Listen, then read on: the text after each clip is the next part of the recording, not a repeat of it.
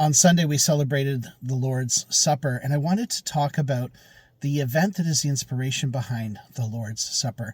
You see, Jesus and his disciples are sitting down on the night in which he was betrayed, the day before he's crucified, and he celebrates the Passover Supper, which is a meal that remembers an event 1,500 years before that, where the people of God were slaves in Egypt, and how they followed God out of Egypt, and they painted the doorposts of their house with the blood of the lamb. And of course, they follow Moses to the Red Sea. Moses parts the Red Sea, and they make their way out of captivity into freedom. And the big point that I wanted to make was that the only way they could get across the Red Sea and into freedom, and eventually 40 years later into the Promised Land, was to follow the leading of God step by step. Because here's the thing, God rarely tells us what's a mile down the road. He doesn't say 2 years from now, 10 kilometers from now. He says 1 step from now, 1 minute from now. Sometimes he gives us the plan for the day, but I'll tell you, a lot of the times, my plans change quite drastically within the space of 24 hours.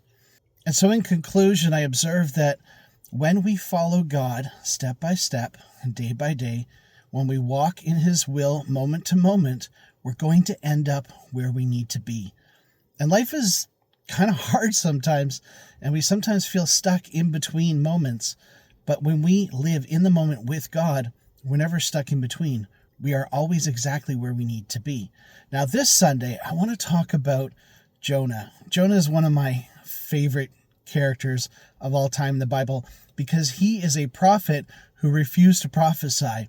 He was told to go to people he despised and preach their destruction, which sounds like a great deal for Jonah, except for the fact that he knew that God was merciful. So he refused to obey.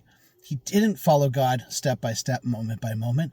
In fact, he blazed his own path, which leads him down, down, down into the belly of a ship, eventually into the belly of a whale. And it's not until he cries out in prayer that he begins to ascend once again. Now, this is Thanksgiving weekend, and somehow I want to tie all of this into Thanksgiving, because here's the interesting thing. It's in the belly of the whale that Jonah prays a prayer of thankfulness. Now, how many of us pray a prayer of thankfulness in our darkest moments? Literally for Jonah, his darkest moment. Not a whole lot of us, but I wonder if this is the key to not going down, but to moving up.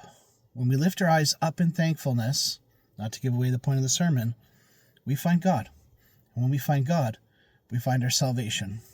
So, from a story of obedience to a story of disobedience, we move from last Sunday to this Thanksgiving Sunday. And I hope you'll join us at 10 a.m.